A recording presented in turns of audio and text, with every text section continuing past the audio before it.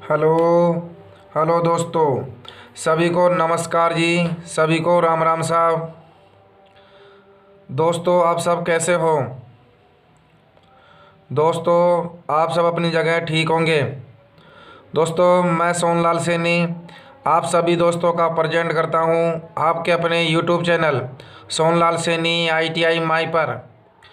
तो दोस्तों, मैं आज आपके सामने एक और वीडियो लेकर हाजिर हो गया हूँ, धमाकेदार वीडियो। ऐसा वीडियो जो एग्ज़ाम की दृष्टि से बहुत ही इम्पोर्टेंट माना जाता है, बहुत ही इम्पोर्टेंट है। आज मैं आपको नंबर सिस्टम सिखाऊंगा। क्या? आज मैं आपको नंबर सिस्टम सिखाऊंगा। हिंदी में बोले तो संख्या पद्धति। क्या? हिंदी में बोले तो संख्या पद्धति, संख्या प्रणाली, नंबर सिस्टम, कुछ भी कह सकते हो आप। इसमें मैं आपको जोड़ने घटाने से संबंधित प्रश्न कराऊंगा। क्या? मैं आज आपको इस वीडियो में जोड़ने घटाने से संबंधित प्रश्न कराऊंगा, यानी क्वेश्चन कराऊंगा। ये वीडियो आपके किसी भी एग्ज़ाम के लिए, चाहे RPF ले लो, रेलवे ले लो, पटवारी ले लो, जहाँ पर मैथ आती है, जेएल पेरी ले लो, सभी कॉम्पिटिटिव एग्ज़ाम में बहुत ही इम्पोर्टेंट है। NTPC में ले लो। तो दोस्तों, मैं आज आपके सामने नंबर सिस्टम का अगला टॉपिक लेकर हाजिर हो गया हूँ। मेरा ये 42वें नंबर का वीडियो है।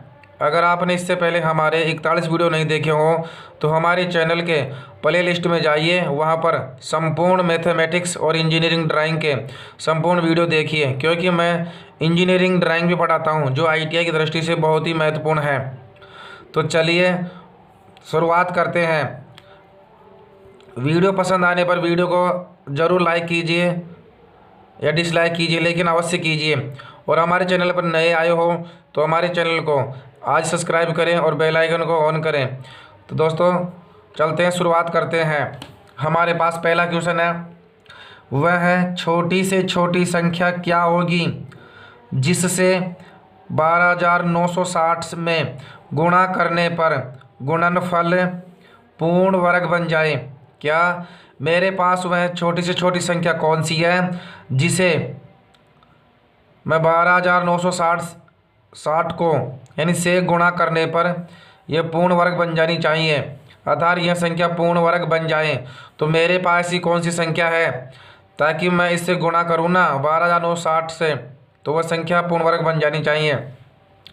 तो देखो, मैंने कहा था जब क्वेश्चन ऐसे आता है ना, किससे गुणा करें या किससे भाग दें, तो मैंने पिछले वाली वीडियो में मैंने कहा था और पुनः कह रहा हूँ मैं इस वीडियो में, अगर क्वेश्चन में ऐसे कहे कि इस संख्या को किससे गुणा करें या किससे भाग दें ताकि ये पूर्ण वर्ग बन जाए, तो मैंने आपको एक बात कहा था, ये कहा था मैंने कि अगर क्वेश्चन में गुणा करने की, क्या क्वेश्चन में गुणा करने की और भाग करने की बात आए कि किस संख्या से गुणा करें या किस संख्या से भाग दें ताकि दी गई संख्या पूर्ण वर्ग बन जाए, तो ऐसी स्थिति में हम अभाज्य गुणनखंड विधि लगाते हैं। क्या?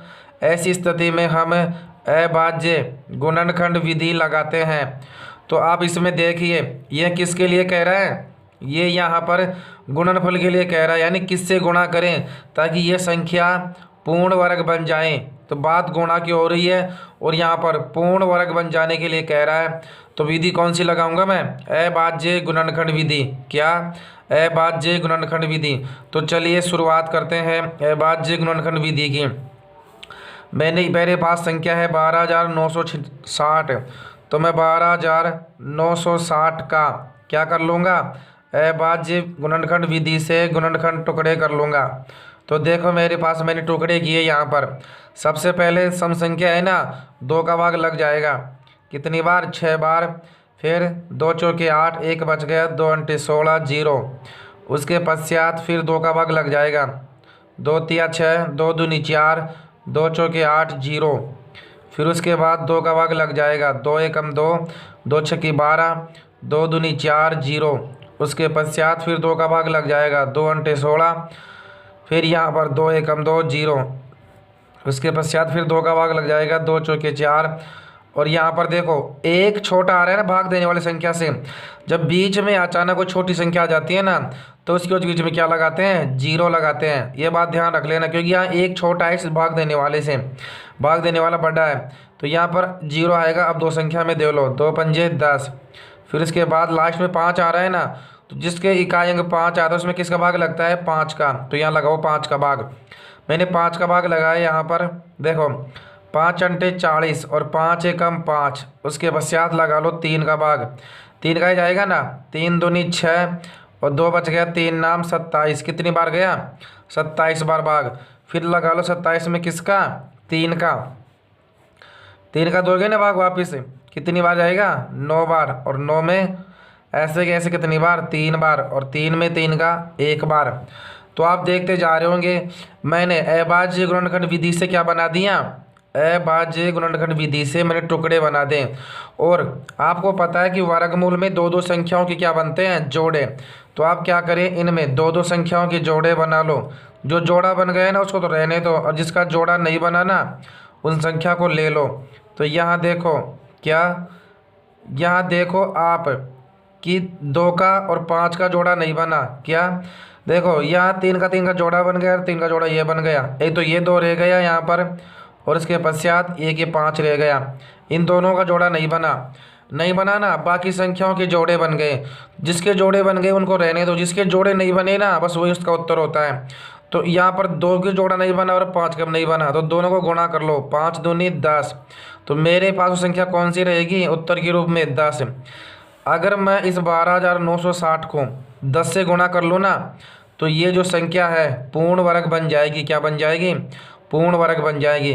कहने का तात्पर्य है मैं इस 12,960 को ये जो 10 आए थे इससे गुणा कर लूँ ना, तो ये संख्या 12,009 ठीक है, 12,96,000 हो जाएगी, जो किसका वर्गमूल हो जाएगी, पता होता आपको। पूर्ण वर्ग बन जाएगी 300, इसका क्या बन जाएगी, इसका पूर्ण वर्ग बन जाएगी। तो आप देखते चले जा रहे हो कि मैं किस प्रकार से इन संख्याओं का गुणनफल पूर्ण वर्ग बन जाए। तो मेरे पास अंश कितना रहेगा, 10 रहेगा ना, ताकि मैं इस संख्या को 10 से गुणा करने पर पूर्ण वर्ग बन जाएगी ये संख्या। तो मेरे पास अंश के रूप में कितने आए, 10, ताकि मैं दी गई संख्या को 10 से गुणा कर दूंगा। तो ये संख्या क्या बन जाएगी, पूर्ण वर्ग संख्या बन जाएगी। उसके बाद देखो नेक्स्ट क्वेश्चन, वह न्यूनतम संख्या ज्ञात कीजिए जिससे 1260 को भाग देने पर एक पूर्ण वर्ग बन जाए। यहाँ तो कह रहा था गुणनफल करो, किससे गुणा करो, और यहाँ पर कह रहा है भाग दो, किससे भाग दें, ताकि ये जो संख्या है ना पूर्ण वर्ग बन जाए। क्या बन जाए, पूर्ण वर्ग बन जाए।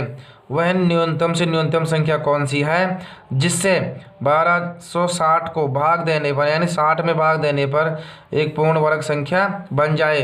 तो मैंने कहा था अभी अभी, जब बात गुणा की और भाग की आए तो विधि कौन सी लगाते हो आप, अभाज्य गुणनखंड विधि लगाते हो ना। तो इसमें भी कौन सी विधि लगाओ, अभाज्य गुणनखंड विधि। क्या, अभाज्य गुणनखंड विधि। और बना लो अभाज्य गुणनखंड विधि से।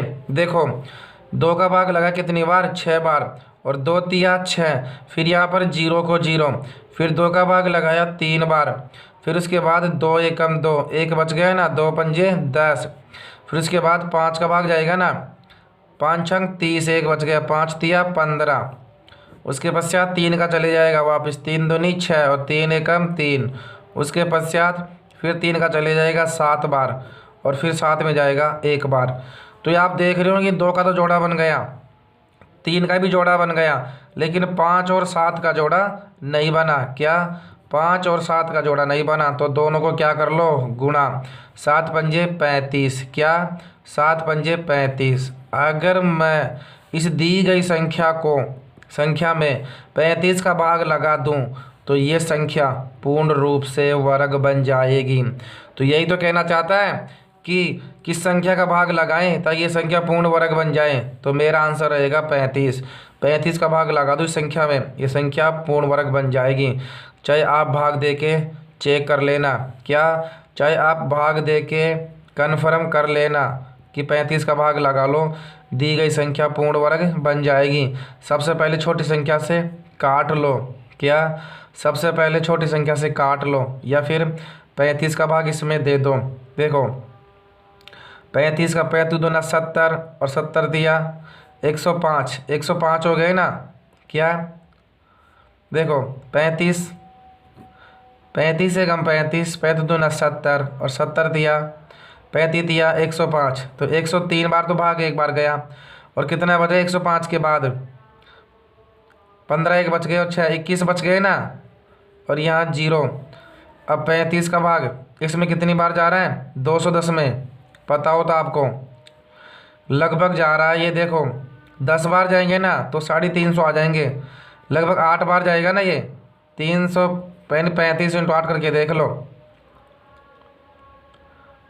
देखो यहाँ पर 5 करके देख लो, 5 बार ज़्यादा जाएगा। जब 55 25 हासिल की 2, 5 दिया 15 और 2 17, 6 बार के देख लो, 6 पंजे 30 हासिल लगी, 6 पंजे 30 हासिल की 3, 6 ती 18 और 3 21, कितनी बार गया 6 बार। तो यहाँ देख लो संख्या कितनी आ गई 36 बार गया ना भाग। और 36 अपने आप में पूर्ण वर्ग संख्या है ना, क्या 36 अपने आप में पूर्ण वर्ग संख्या है, यानी 36 किसका वर्गमूल है 6 का, है ना। तो पूर्ण वर्ग संख्या 36 अपने आप में। तो यही तो कहना चाहता है कि किससे भाग दें 35 से। तो मैंने आपके सामने इसका सॉल्यूशन करके बता दिया, आपके सामने मैंने इसको पूर्ण रूप से खोल के भी दिखा दिया कि 35 किस प्रकार उत्तर रहेंगे। तो जो जिसका जोड़ा नहीं बने ना यहाँ पर वही उसका उत्तर है। आपस में अगर एक ही संख्या रहती ना 7, 5 का जोड़ा बन जाता तो भी 7 उत्तर रहते, और दोनों बच गए तो दोनों गुणा कर लो। अगर 3 संख्या बच जाती और कुछ भी तो तीनों को गुणा कर लेते। तो बात आए गुणनफल की और भाग की, तो विधि कौन सी लगाते हैं अभाज्य गुणनखंड विधि। तो देखो मैंने दोनों क्वेश्चन आपके सामने डिटेल से समझा दिए। अब मेरे पास अगला तीसरा क्वेश्चन क्या आता है नंबर सिस्टम में, सबसे छोटी पूर्णांक संख्या ज्ञात कीजिए जिसे 3050 में से घटाने पर एक पूर्ण वर्ग संख्या प्राप्त हो। क्या एक छोटी संख्या ज्ञात करो जिस 3050 में से घटाने पर ये जो संख्या है ना क्या बन जाए पूर्ण वर्ग बन जाए। देखो मैंने कहा था आपको कि भाग की और गुणनफल की बात आए तो विधि अभाज्य गुणन विधि, लेकिन जब बात जोड़ने की और घटाने की आई ना, जब बात जोड़ने की और घटाने की आई ना, तो विधि कौन सी लगानी है आपको भाग विधि। कौन सी लगानी है भाग विधि से उत्तर होगा। ये बात आप हमेशा याद रख लेना दोस्तों कि जब जोड़ने घटाने की बात आए तो विधि लगानी है भाग विधि, और गुणनफल की और भाग देने की बात आए तो विधि लगानी है अभाज्य गुणनखंड विधि। यहाँ पर घटाने की बात आ रही है तो विधि कौन सी लगाऊंगा मैं भाग विधि। तो चलिए आपके सामने मैं भाग विधि से तीसरा क्वेश्चन करता हूँ। यहाँ देखो भाग विधि से उसका उत्तर करो। भाग विधि मैंने बता दिया, अगर जिसने भी या किसी भी स्टूडेंट ने हमारे भाग विधि से वर्गमूल ज्ञात करने वाला वीडियो नहीं देखा हो तो हमारे चैनल के प्लेलिस्ट में दिया हुआ है, आप वहां पर जाकर पूर्ण रूप से देख सकते हो। मैंने कहा था भाग विधि से सबसे पहले पीछे से दो दो संख्याओं के क्या बनाते हैं जोड़े बनाते हैं। जोड़े बनाने के पश्चात मैंने कहा यह ऐसी संख्या रखो जिसका वर्ग करने पर 30 से अधिक न जाए वर्ग, तो इस संख्या रहेगी 5 जिसका वर्ग 30 से अधिक नहीं जाएगा। 5 का वर्ग होता है 25, तो घटा दो कितने बच गए 5। फिर ये जोड़ा ऐसे कैसे उतार लो, यहाँ रखो 5 में 5, 5 और 5 हो गए मेरे पास 10। अब ऐसी कौन सी संख्या है देखो जिसका वर्ग करने पर इकाई अंक 0 आए, या तो ये नियम देख लो या प्रथम का प्रथम नियम देख लो। इस 10 का भाग इस 55 में कितनी बार जा रहा है लगभग 5 बार, तो यहाँ कितने आएंगे 5 आएंगे। यहाँ 5 रखा, अरे देखो 5 में 5 जोड़ते हैं हमेशा, यहाँ 6 होता है ना तो 6 में 6 जोड़ते हैं, 7 होता है ना 7 में 7 जोड़ते हैं, लेकिन यहाँ 5 और 5 10, यहाँ एक संख्या रखनी पड़ती है जिसका वर्ग में इकाई अंक 0 आए। या फिर ऐसे देखो इस प्रथम का प्रथम में नियम, यानी इस 10 का भाग 55 में कितनी बार जा रहा है, क्योंकि 5 में तो जाएगा नहीं, 2 संख्याओं में जाए कितनी बार गया 5 बार गया, तो मैंने 5 रख लिया यहाँ पर। आप जो रखते हैं उसी का वर्ग करो, 5 का वर्ग है 5 का वर्ग किया 25 हासिल की 2, 5 को 0 से गुणा किया 25, ऐसे कैसे? 5 को 1 से गुणा किया 5 एकम 5 और घटा दो। मेरे पास कितने शेष बच गए? 25। कितने शेष बच गए? 25। बात जब घटाने की आई ना तो नीचे जो शेषफल बच जाते हैं, क्या जब बात घटाने की आई ना तो नीचे जो शेषफल बच जाते हैं वही क्या होता है? उत्तर होता है। क्या? वही उत्तर होता है। मैंने कहा जब क्वेश्चन में घटाने की बात आए और कह रहा है कि क्या घटाएं जब पूर्ण वर्ग बन जाए, तो भाग विधि से क्वेश्चन को कर लिया करो हल, और जो लास्ट में शेष बचे वही क्या होता है? उसका उत्तर। अगर मैं इस 3025 में से 25 घटा दूं तो मेरे पास दी गई संख्या कितनी बच जाएगी? 3025 बच जाएगी ना, जो अपने आप में किसका वर्ग है? 56 का। किसका वर्ग है? 56 का। तो दोस्तों मेरे पास उत्तर कितने आए? 25। तो आप देखते जा रहे होंगे मैंने आपके सामने आपको क्लियर बातें समझाते जा रहा हूँ। अगर वीडियो पसंद आया हो तो अभी वीडियो को लाइक या डिसलाइक अवश्य करें और कमेंट करके बताएं कि मेरा पढ़ाने का तरीका, मेरी भाषा, मेरा लैंग्वेज आपको किस प्रकार लगता है। मैं कुछ जल्दी तो नहीं करता बोलने में या कुछ धीरे बोलता हूँ। दोस्तों कुछ किया करो कमेंट, तब जाके ही मैं अपने आप में सुधार कर पाऊँगा या फिर आपका अनुसरण कर पाऊँगा। आप बताते नहीं हो तो फिर मेरी त्रुटि या फिर मेरी कमजोरियाँ कैसे दूर होगी, तो आप मुझे बताया करें। मेरा नेक्स्ट क्वेश्चन है, अगला क्वेश्चन वह है छोटी से छोटी संख्या क्या होगी जिसको इस 1 लाख में जोड़ने पर योगफल क्या हो जाए?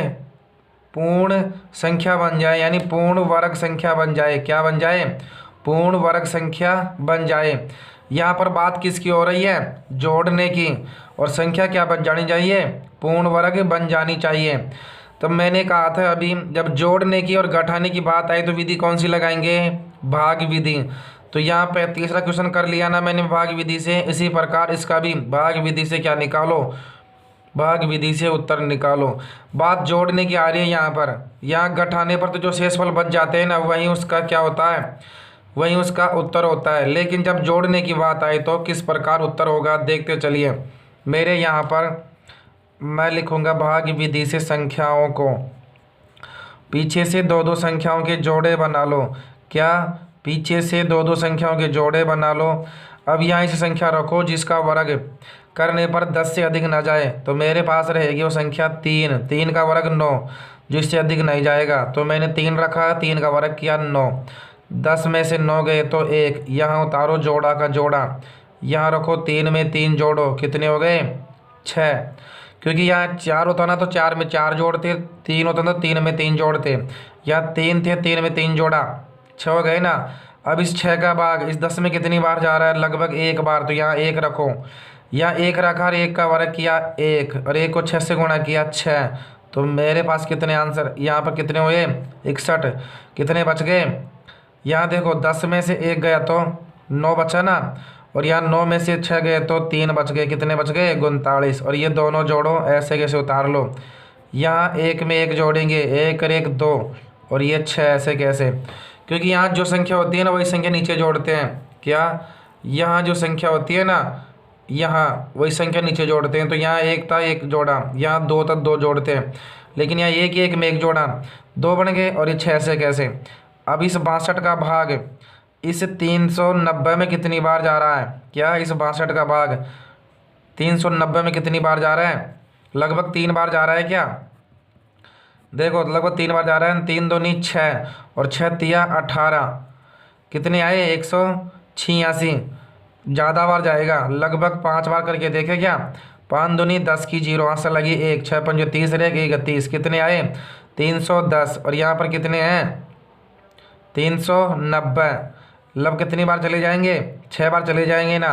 तो देखो 6 दूनी 12, आंसर लगी 1, और 6 चंग 36। देखो 6 दूनी 12, आंसर लगी 1, 6 चंग 36 रहे 37, 372 बार। तो कितनी बार आए? 6 बार। तो यहाँ लिखो 6। तो यहाँ देखो 6 का रखा, 6 का वर्ग किया 36, हासिल कितनी लगी? 3। 6 को 2 से गुणा किया, 6 दूनी 12, 12 और 3 15, हासिल की 1, 6 को 6 से गुणा किया 36 और 1 37। ठीक है, अब यहाँ पर कितने बच गए, घटा दो, 10 में से 6 गए तो 4, उसके पश्चात 9 में से 5 गए तो 4, उसके बाद 8 में 7 गए तो 1, 144 बच गए ना।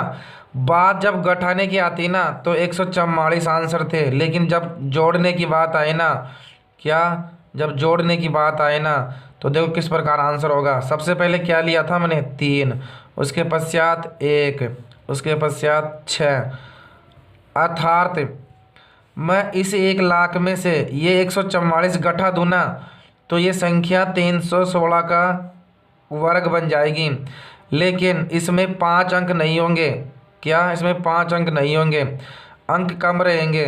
तो इस प्रकार कौन सा आंसर रहेगा, यहाँ जो जिसका जिसका उत्तर आए ना, इसकी अगली संख्या 316 है ना उत्तर यहाँ पर, इसमें 316 बार भाग गया ना, तो 316 की अगली संख्या रहेगी 317। तो 317 का वर्ग कर लेना, वही उसका आंसर रहेगा। तो 317 का वर्ग होता है 10, क्या, 10 कितना होता है 17 का वर्ग पता होता आपको, 100 489, 100 489 किसका वर्ग होता है, 317 का। इसमें अंक कितने हो गए, पूरे पूरे 6 अंक है ना जिसमें दे रखा है, तो पूरे पूरे हो गए 6 अंक। हाँ, अगर मैं 144 घटा देता तो इसमें अंक 4 ही रहते हैं, जो अपने आप में संभव नहीं है। ऐसे करें क्या जोड़ें, तो बात जोड़ने की आ रही है ना, तो ये जोड़ो। तो ये जोड़ने में हमेशा ध्यान रख लेना, यहाँ जो उत्तर बनते हैं उसकी अगली संख्या इसका उत्तर होती है।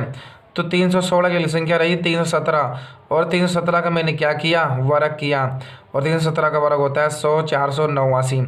तो मेरे पास 100 489 क्या हो गए, उत्तर हो गए ना। लेकिन जोड़े क्या, बात आ रही है क्या जोड़े, अपने आप 1 लाख तो ये है ही भाई, 1 लाख तो है यही, जोड़ा मैंने क्या 489 तो जोड़ा था इसमें, तो मेरे पास क्या जोड़े 489 जोड़ने पर क्या आ जाएगा उत्तर। तो इस संख्या में क्या जोड़ दो 489, ताकि ये किसका पूर्ण वर्ग बन जाएगी, 317 का पूर्ण वर्ग बन जाएगी। अगर दोस्तों वीडियो पसंद आया हो तो मेरे वीडियो को ज़रूर लाइक कीजिए और शेयर कीजिए, और कमेंट करके बताइए कि मेरा वीडियो आपको किस प्रकार लगा। दोस्तों फिर मिलते हैं नंबर सिस्टम में नए टॉपिक के साथ, नए लैंग्वेज के साथ। तब तक के लिए सभी भारतवासियों को, सभी देश व सभी मित्रों को राम राम साहब। जय हिंद, जय भारत, वंदे मातरम।